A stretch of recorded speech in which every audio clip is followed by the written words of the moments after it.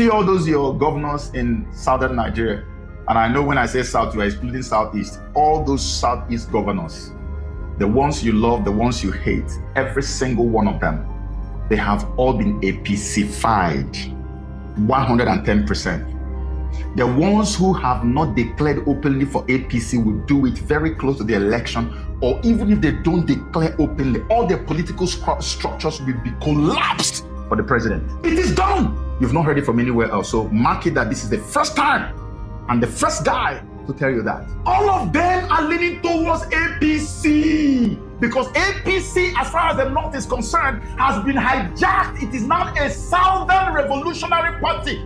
Revolution, not the real revolution though. It's a Southern party. It's now a Southern political structure, not a Northern party anymore. The Southern Protectorate is about to go its separate ways. The Northern Protectorate is about to go its separate ways. And the North is saying, we are not going to let Tinubu come back. Based on the allotment they have received from the colonial powers, the population is more, even though they are in that region where people are not supposed to have a lot of population. But their population is a lot, and they are going to use it. Politically, it hasn't been changed. No census has been done yet. So for them, if they can secure all of the North before 2027 and make sure that they carve it out and prevent Tinubu from getting any access, they have a lot. Tinubu will then get stuck with the South alone. Do you know why Tinubu will not be too worried? This is being played with the colonial powers. The colonials are trying to show the North that you guys are small boys.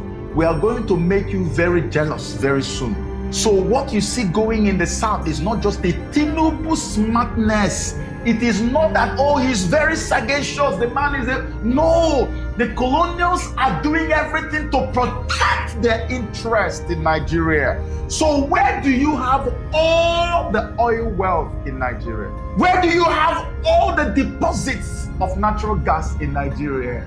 You wonder why Imo was meant to be aligned with the power structure that rules from Abuja from day one. When was the last time a governor that is not aligned with the president's party ruled Imo State? You know why? Imo State is one of the richest states, not just in southern Nigeria, but in the whole country. Imo State has 200 plus trillion cubic feet of natural gas, proven reserve. Over 200 trillion cubic feet of natural gas, plus 163 oil wells or more in that same state. Qatar has about 843 trillion cubic feet, and that is what they sell the most, which is what they've used to turn their country into a living heaven on earth.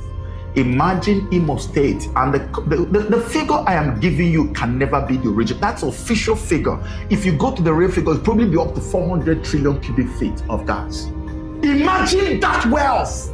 Imagine the wealth of the oil in the River State. Imagine the wealth of the oil in Delta. Imagine Abia. Imagine all these places. Meanwhile, as we were growing up, even up until recently, we all got to see that almost 80% or more of the oil wells in southern Nigeria, southeast, or whatever you call them, belonged to the northerners, because those guys were the faces of the colonials. They were the ones who held the mantle for the colonial rulership in Nigeria. It's called neo-colonialism. Now, what will happen to all those oil wells? They will tell them, Oga, this thing you people are doing, remember, almost all your investments are in southern Nigeria. How many investments do you guys have in the north? Almost all your investments are in southern Nigeria. What are you going to do about this, sir? What are you going to do, northerners? What about the oil wells, which they are now even beginning to unbundle and decouple them from? They are now moving the oil wells to people, elements from the southwestern part of Nigeria. Have you noticed that one too? Tells you where all this oil money that we claim belong to individuals, where the monies go to. So I always say that the British are smarter than the French. The French will show you that they are on ground eating you, but the British will use people who look like you. You will never be able to point a finger to them. If you are not as sophisticated as some of us, you will know that all these companies and corporations you're seeing in your country that even have names of your language, that have your brothers and people you know as CEOs and chairmen, all of them are siphoning money and sending it to your colonial powers. So they are going to tell the North, hey, are you sure you want to do this? You want to play this game? There's so much to lose here. And by that time, the North will say, no, we're not going to lose anything. We're going to take what belongs to us. You are not born that you're going to deny us what we have worked for all these years. And what do they do then? They fight. That's why I told you that 2027 is going to be very chaotic, very violent. It's not going to be your usual election year. Quote me anytime, save this video. They're going to fight. They will fight seriously. They're already threatening that this is not going to be like when you will rig election and tell people to go to court. Let me read it for you. Let me read you. There's something, I need to read this for you so you can see for yourself. This one is from where 2027 elections, go to court will no longer be tenable. Let me read you an excerpt. It says, any attempt by the government in power to manipulate the 2027 general elections will be resisted, and should the polls or the results be tampered with, this would create dire consequences for the country, not for the politicians. For the country, Nigerians will resist any attempt by INEC returning officers to announce fake election results. So all those things that happened in 2023, they are all indirectly confessing now. They are saying, no, you cannot rig and tell us to go to court. That in 2027, nobody is ready to go to court. They will fight. When you see them saying these things, they say Nigerians will resist. They have plans to resist it, to fight it. It's war they are talking about. But they are saying it in a politically correct way. War! And you, the Southerner, where is your preparation? We are complaining that we have some foreign terrorists that have infiltrated all our forests, every part of the South. They are getting supplies of both their food and their weapons constantly. We have generals coming on TV talking, telling people, go and protect yourself. How much protection have you gathered for yourself? As we go up to 2027, you see, the North has rejected Tinubu. I want to put it correctly. I would say they have summarily rejected Tinubu. So yeah, Tinubu might succeed in consolidating the structure in the South. But what about the North? And even if he leaves the North for the Northerners and still manage to say, I got middle best, so I have won, they will still reject. So it's a lose-lose situation. So even if he wins, they will say he rigged it. And they will fight. And then what comes next? The division of Nigeria. And as Nigeria is dividing, if they don't get what they have invested in the South, they will destroy. Don't have it, you can have it. We're talking of a massive paradigm shift politically in Nigeria. No one is talking about it. It's huge, it's massive. That's why I say 1914, that curse of 1914 might be broken practically and pragmatically in 2027. It was supposed to be broken in 2014. We were supposed to come together and say, hey guys, it's been 100 years. Are we together yet? No, we're not. The Igbo man is still being hated by the Yoruba man. The Hausa man just still hates the Yoruba man. Everybody hates everybody.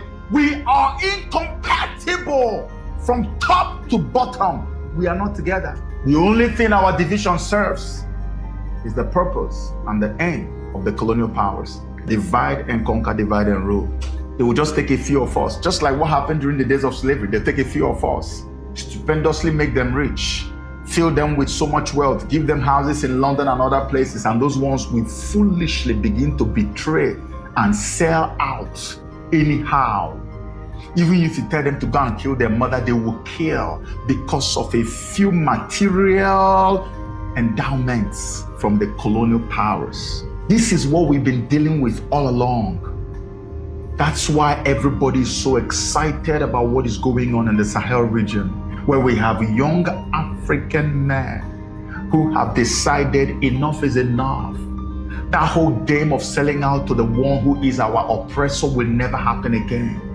And this is why the North is fighting. Let me tell you this, because I don't want to miss this point. You see, I come from the South, and when I look at what is going on, under normal circumstances, let's say I don't know anything at all, that I'm just reading everything on face value, my first thinking and reaction will be, oh, we need to go with Tinubu now. Because look at so many things that the Northerners denied us then. We are now getting it. Can't you see that they're now building the coastal road?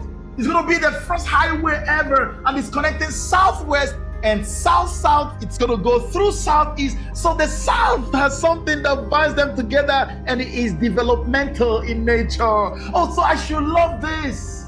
What are you talking about? Look at now, they even made an announcement that the Enugu state government is going to start building railroads that will connect the One port from all the southeastern cities. So all the things we've never seen before, they're about to happen. Beautiful international airport is coming up in Enugu, and all these things, we've never seen anything like this. We've never had it this good. So I should rejoice. That would have happened if I didn't know any better. But at the end of the day, the question is, when we have secured the South and built a new form of unity and alliance with ourselves in the South, and then let the Northerners go, who are we going to be owing our allegiance to? Are we going to be like the Sahel states of Burkina Faso, Mali, and Niger Republic, who are now truly independent, or are we going to still continue to bow to the colonial powers who use IMF and World Bank every day to finish us? You saw when they were saying that Tinubu finished paying IMF loan.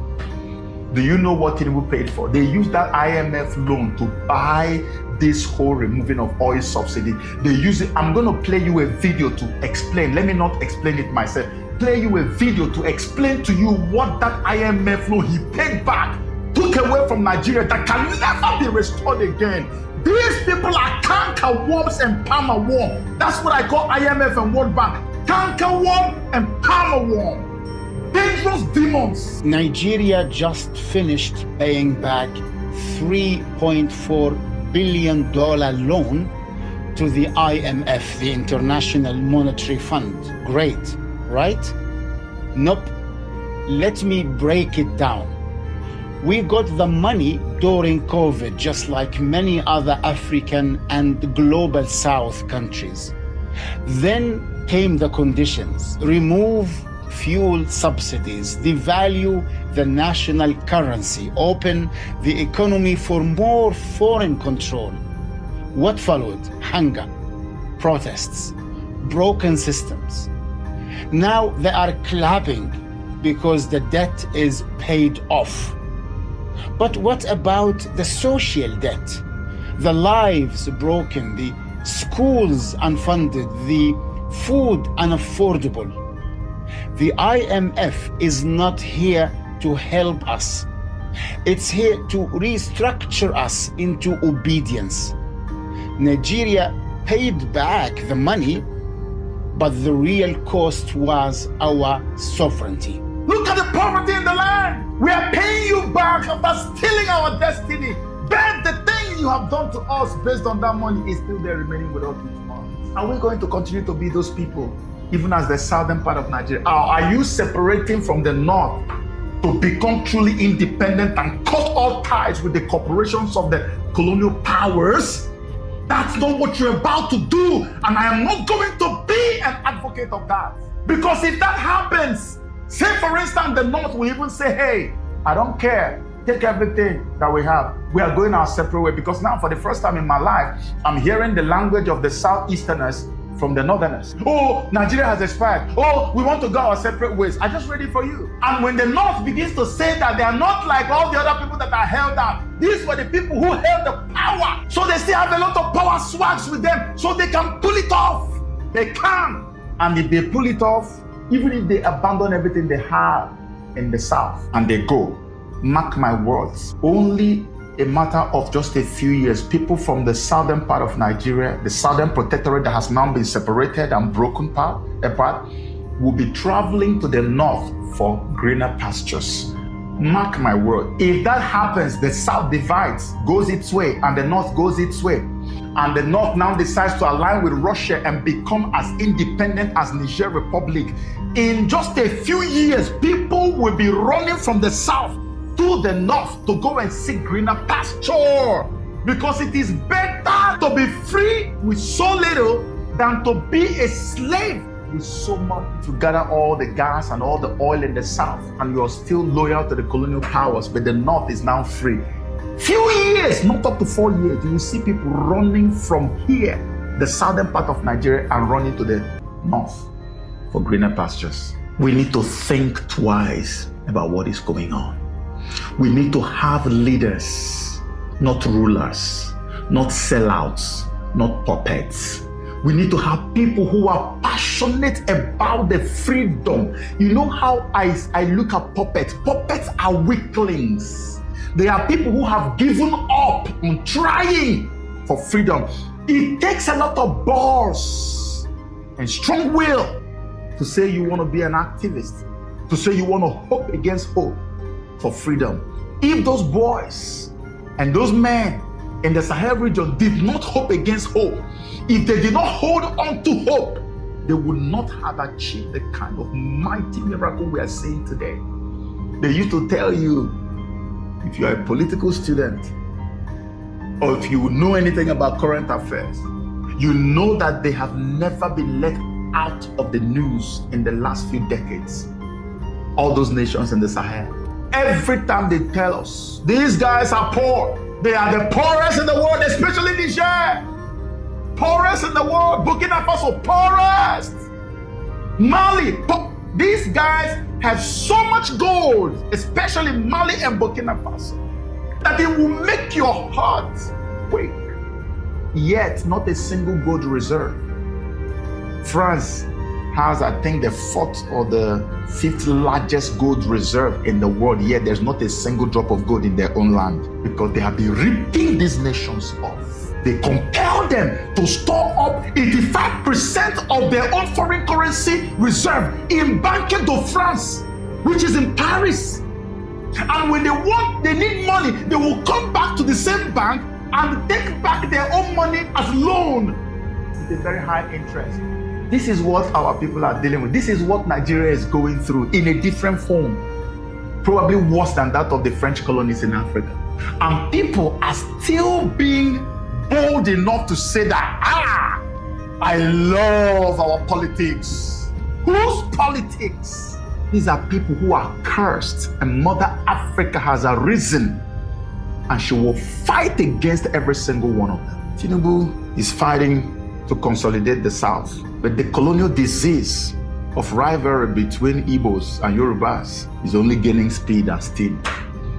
You know that in 2027 that all you've got, arguably, is not your Southwest, but Southeast. South-South, who are they? Igbos make up almost every part of South-South. They are everywhere. You have seen the ones from Edo State, Ibanke, saying, look, leave us, we are Igbos. You go to Kogi, you see them.